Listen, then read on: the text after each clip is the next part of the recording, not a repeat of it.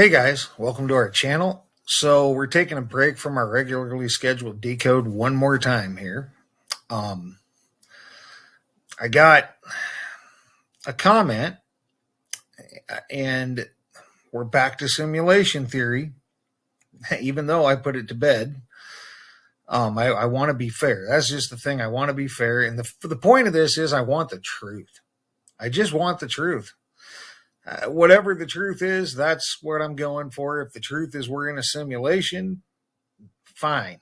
Then we're in a simulation. Then that would be the truth. I would want evidence and proof that we were actually in a simulation. But if that were the case, then that were the case. So let's go to this comment, and it's from Mandela Effect, Jonathan Bardsley. He says, again, quantum computers is the brains in working out the sequence of powerful magnets being turned on and off in sequence, creating a magnetic frequency of information and aiming them at Earth's magnetic field, which is where our hard drive is. All right. So the Earth's magnetic field is where our hard drive is. Let's just stop right there for a moment. Is there any proof that that's where our hard drive is? Because if we had a hard drive, then, we'd be living in a computer or simulation, basically, right? Once again, looking for proof of that. Haven't found it. But let's come back to that. Quantum computers pulling resources out of a reality that is slightly different to ours makes no sense whatsoever, because with there being a mind-boggling amount of realities slightly different to ours, what we take from other realities will only be taken from ours. No sense. Okay. Well, first of all, I've shown Geordie Rose, the guy that built the quantum computers, or some of them anyway, explaining that. And the resources they'd be pulling out of other realities would be information. Well, that doesn't mean that we're taking that information out of their reality. It means we're pulling the resources out. I could go into a library and get information without taking a book out of the library, right? I could get information from 100 books and, take notes and put the books back. And provided I put the books back where they went in the same place, the next person might not even know I was there. And yet I've got information out of 100 books. So to say that I'm sure that if I'm interpreting that correctly, he's saying somebody else in another reality would take resources from our reality. Well, they might, they would, but it wouldn't be taking anything actually away. You'd just be taking the resources. Okay. Just like if I went to the library and got a bunch of information, like I said, 100 books.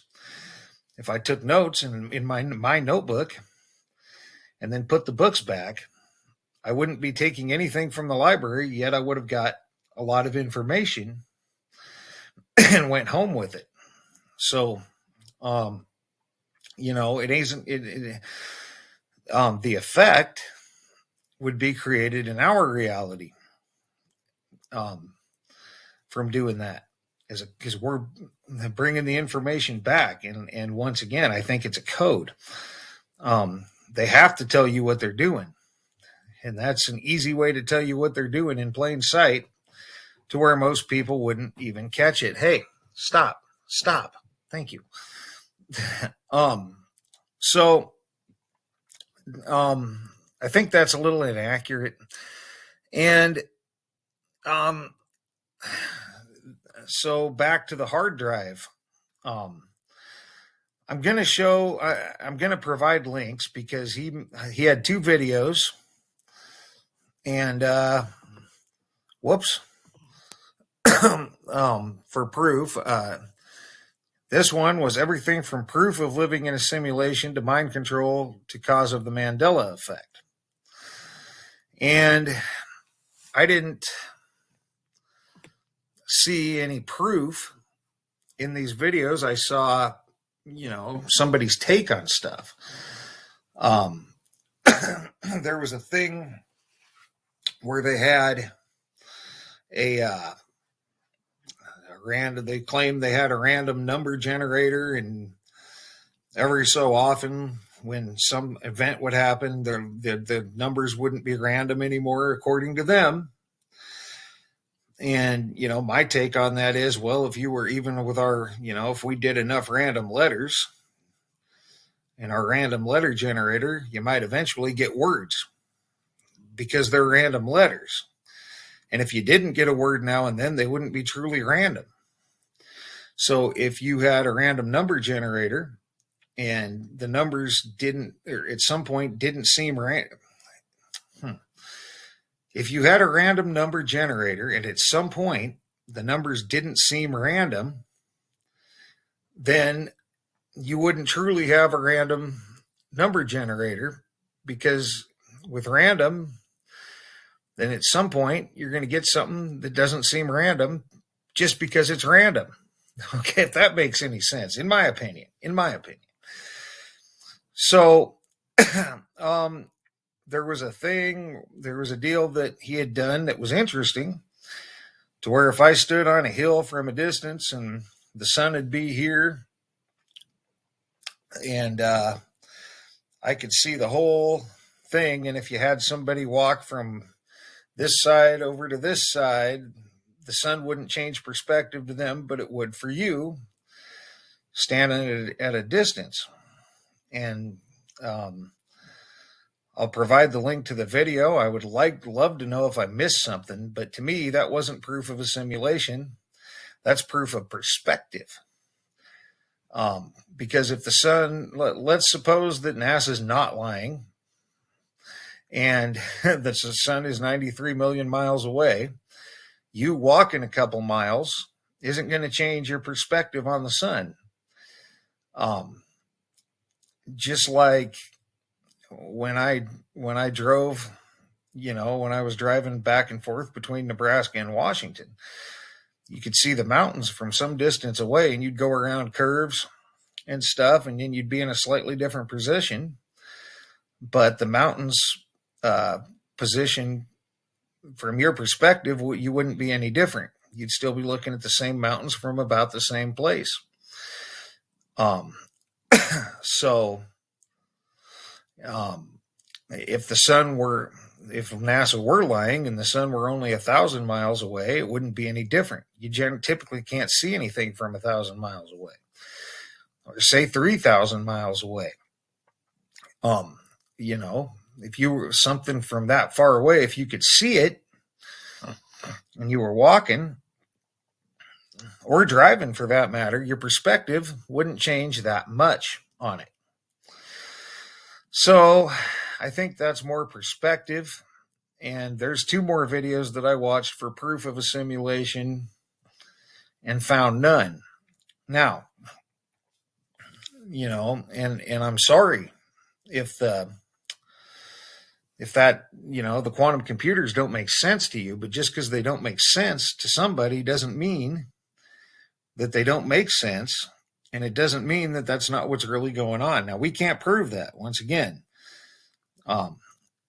we absolutely can't prove it at this point anyway, but we have a lot of evidence for it. And I asked where our proof that we can prove of these Mandela effects, what's in them, how they connect, protein coding genes and stuff, where would that fit into simulation theory? How would that work? If it were a simulation, why would all that be there? I don't know. I really don't. But I just want the truth. And really, the truth is the quality or state of being true, that which is true or in accordance with fact or reality. And this definition actually is a weird one for me. A fact or belief that is accepted as true.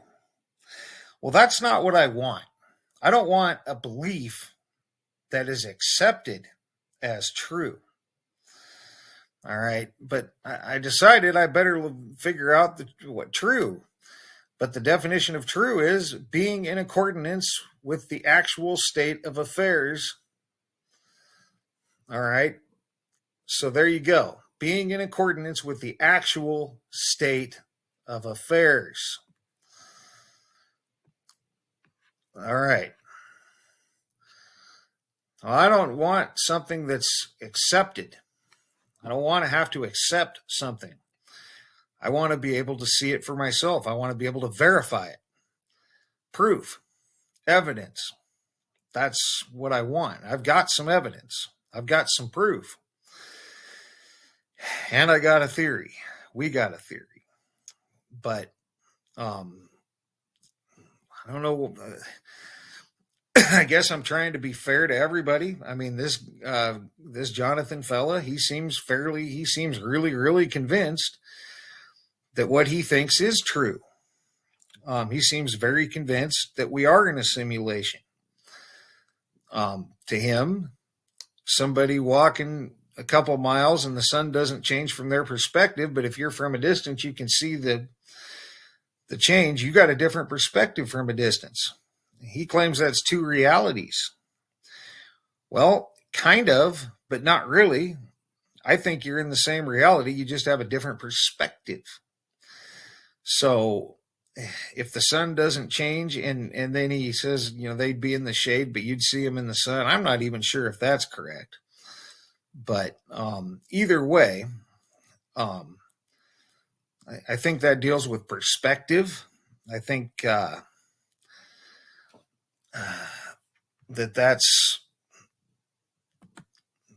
just shows that you got two different people with two different perspectives from two different angles and two different locations.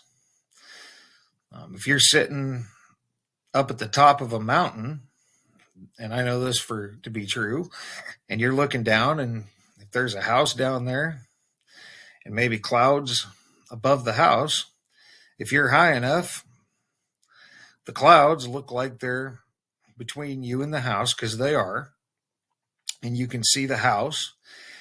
And if, you can see the whole valley around it.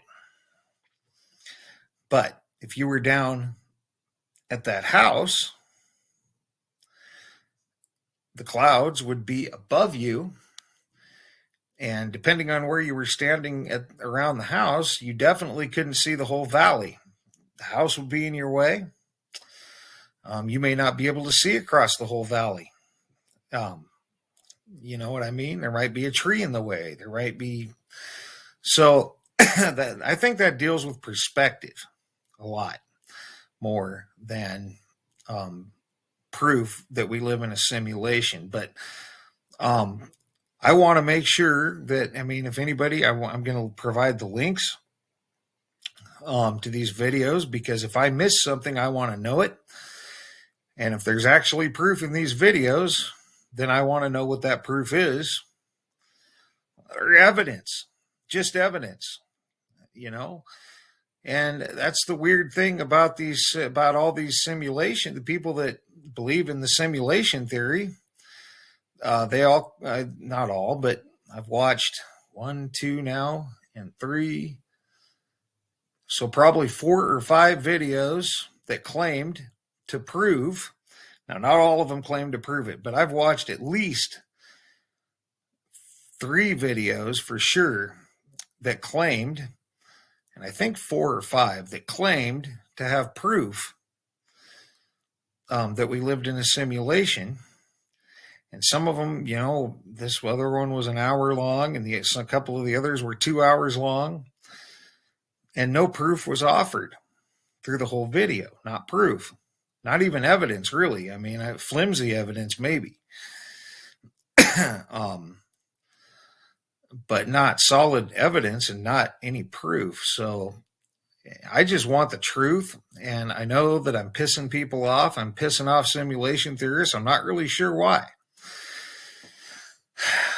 I don't quite understand why simulation theorists seem to insist that you believe in the simulation theory with no proof. You got to have faith, much like a religion. Um, you know, no, that's why they have faith, because they don't have proof of anything. But if they have faith, then they can believe that what they think is true. I'm starting to wonder if it's kind of sort of the same with simulation theory. You got to have faith, and if you have faith, then that sidesteps needing proof, and then you can just believe that you live in a simulation based on faith. Or I don't know. It's weird to me. I don't understand it. And I'm not saying that we don't live in a simulation. We might. Who knows? I can't prove our theory. So one theory could be as valid as another. But, I'm just not sure. But I don't see any evidence for simulation theory. I don't see any proof that we live in a simulation for sure. Opinions, perspective. The one guy called it a hypothesis. In that video, they claimed to prove it. But at the end of the video, he was still calling it a hypothesis. That wasn't taken seriously, by the way. And I did watch another video on Open Your Reality talking about how this simulation worked once again, and that some scientists think we live in a simulation. What scientists? What makes them think that? Where's their proof? Where's their evidence? Where's their experiments? There was the random number experiment in this one video that I'm going to provide. But random number generator, we don't know anything about that random number generator other than what they told us. And sure, you can say the same thing about quantum computers. But, just because a random number generator generates seemingly unrandom numbers at certain points isn't proof that we live in a simulation. Not to me. Maybe to somebody else. I'm saying not to me. Now, somebody else might accept a much smaller burden of proof. Well, we ran these numbers and they generated not random numbers at certain points and therefore simulation. Okay, there's your proof. For somebody, that might be enough. For somebody, that might work. But not for me. That just doesn't hold up for me, as far as there could be a lot of reasons that could be a thing. So, and I don't tend to have faith in much. I like evidence and I like proof. If I'm going to accept something or, come to know it, it often helps to have proof. I've never been big on, I don't have any proof for what I'm claiming, but believe me anyway. That might fly if somebody had told you that somebody sits, if you were dealing with something like somebody claimed they saw a deer out in a field when they were on their way home, but they were the only one that saw it. Well, I'd probably believe you. Well, yeah, you probably saw a deer. But, how could you? But, when you're trying to, when you're talking about a thing as big as we're living in a simulation, I would expect far, far better proof than somebody saying something, or the sun perspective, or the other things that these guys come up with. To me, just isn't proof. And if I make somebody mad, I'm sorry. I'm not trying to make you mad. And if Jonathan's watching, I'm not trying to make you mad at all. In fact, I'm trying to put this to other viewers and see if I'm missing something. Because if I'm missing something, if anyone's still with me and I'm missing something, timestamp what I missed so that I can go back and watch it. And maybe I missed something, but I don't know. But so I just want the truth. That's all we're looking for here, and not a belief that it gets accepted either. We're looking for something being in accordance with reality. So, anyway, that's going to be it for this one. I'll review this and see if I'm going to post it, because I did run it a little long.